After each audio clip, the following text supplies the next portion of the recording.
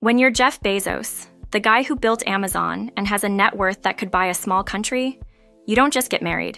You throw a 3-day, $48 million extravaganza that takes over one of the world's most beautiful cities. That's exactly what Jeff and his fiancée, Lauren Sanchez, did in Venice, Italy, in June 2025, inviting 200 of their closest A-list pals like Oprah Winfrey, Kim Kardashian, and Tom Brady. But instead of a fairy tale romance, their wedding became a lightning rod for controversy, with angry locals, creative protesters, and even a thunderstorm stealing the spotlight. I was glued to my phone, scrolling through X posts and news updates, and let me tell you, this wedding was less happily ever after and more what just happened. Grab a snack, because this story's got it all: glitz, chaos, and a whole lot of drama. A rainy kickoff to the extravaganza. The party started on June 26, 2025, with a pre-wedding bash at the Madonna del Orto cloisters, a stunning Venetian spot with history dripping from its walls. Imagine Kim and Khloe Kardashian, Kris Jenner, and Orlando Bloom sipping Prosecco under candlelit arches, with Jeff and Lauren playing the perfect hosts. Lauren was a vision in a gold Schiaparelli dress, and Jeff, well, he was trying to look cool in a tailored suit. But Mother Nature had other plans. A massive thunderstorm crashed the party, turning the humid summer night into a wet mess. Lightning lit up the sky, wind sent tablecloths flying, and guests scrambled for cover. I saw Kim running for a water taxi with an umbrella over her head. My friend Mia, a celebrity gossip junkie, texted me. Not the vibe they paid for. X lit up with reactions. Mother Nature's out here humbling billionaires, one user posted with a cry-laughing emoji. Another wrote, hope those $10,000 blowouts got ruined. The rain cut the dinner short, forcing everyone to pile into boats and head back to their luxury hotels like the Amman and Gritty Palace. My coworker Jake, who's always got an opinion, laughed. They spent $48 million and didn't check the forecast? That's peak rich people problems. It was a soggy start to a weekend that was supposed to scream perfection, but Venice wasn't playing along. A wedding invite that screamed Microsoft Paint. Then there was the wedding invitation. Oh boy. You'd think a billionaire's invite would be a work of art, but this one looked like it was slapped together in a rush. Leaked to the media and suspiciously crystal clear, making me wonder if Jeff and Lauren wanted the buzz. It was a basic design with what some ex-users called butterfly word art vibes. I've made better invites for my cousin's baby shower, I told my friend Emma, who's a graphic designer. She agreed, saying, it's like an 11-year-old got hold of clip art.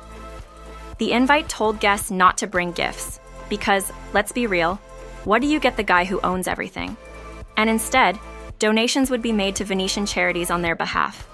A nice touch, sure, but it didn't erase the fact that the invite was, well, embarrassing for a $48 million event. The guest list, though? Pure star power. Oprah, Bill Gates, Leonardo DiCaprio, Ivanka Trump, Jared Kushner, and the entire Kardashian-Jenner crew. Kim, Khloe, Kylie, Kendall, and Kris, with Corey Gamble, rolled in on 90 private jets. It's like the Met Gala, but with gondolas, Emma said. But the no phones rule was the real kicker. Guests were told to leave their devices behind, which had me cackling, imagining Kim Kardashian surviving a weekend without her Instagram stories.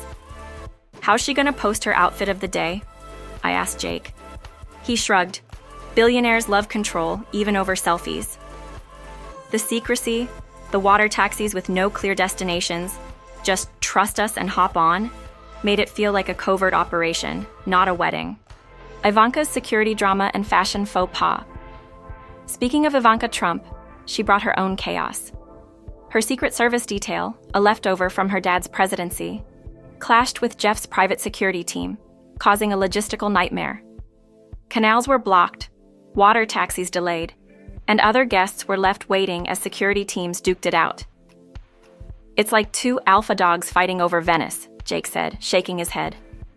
Then Ivanka posted an Instagram photo that seemed to show her hotel room door at the St. Regis, sparking a frenzy on X. Did she just dox herself? One user posted. Or the wedding? Yikes. Some speculated it compromised security, while others just rolled their eyes at her carelessness. To top it off, Ivanka's outfit, a pink to white Oscar de la Renta gown, stole some of Lauren's thunder. Ex-users were ruthless, with one writing, "Ivanka's dress is giving bride energy. Lauren's gonna be mad." Lauren's Dolce & Gabbana gown, a lace masterpiece that took 900 hours to make, was stunning, but the chatter online was all about Ivanka's look. "Talk about an accidental power move," I told Mia, who was eating up the drama. Meanwhile, Jeff's tuxedo got its own roasting. Menswear critic Derek Guy tweeted, "Bezos wore a business vest with a tuxedo? Amateur hour." Italian tailor F. Caracciani Sartoria went even harder, calling it the most horrible tuxedo ever seen on Instagram. Ouch. Venice says no space for Bezos. The real story, though, wasn't the rain or the fashion fails. It was Venice itself. The city, already buckling under over-tourism and rising sea levels, wasn't thrilled about a billionaire renting it out. Jeff and Lauren booked out 5 luxury hotels, hired 30 water taxis, and brought in 90 private jets, turning Venice into their personal stage.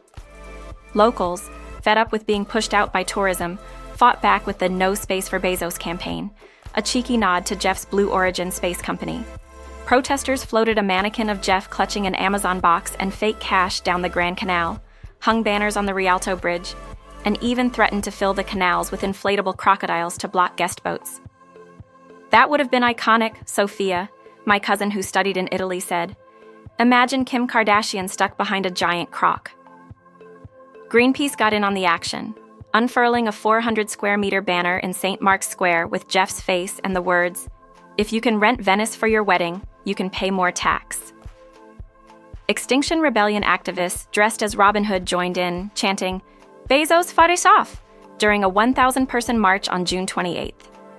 Activist Tommaso Cacciari told Reuters, "Venice is a living city, not a theme park for billionaires."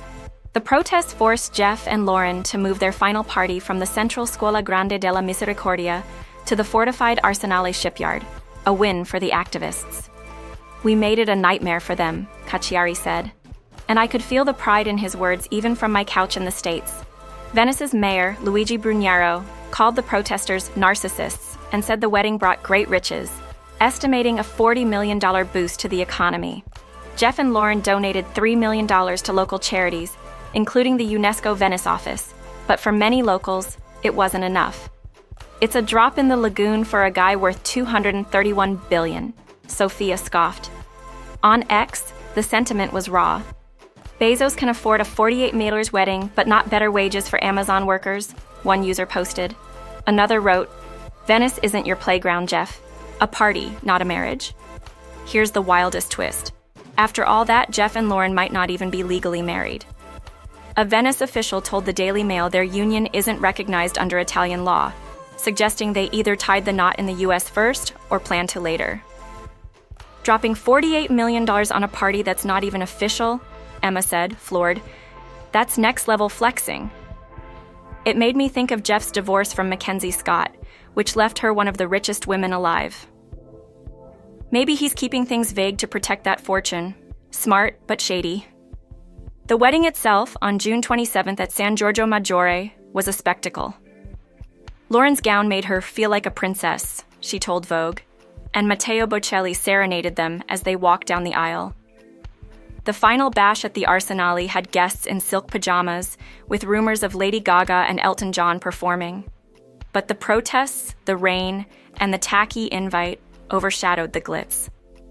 "It's like they tried to buy a fairy tale, but Venice said, 'Not today,'" Jake summed up.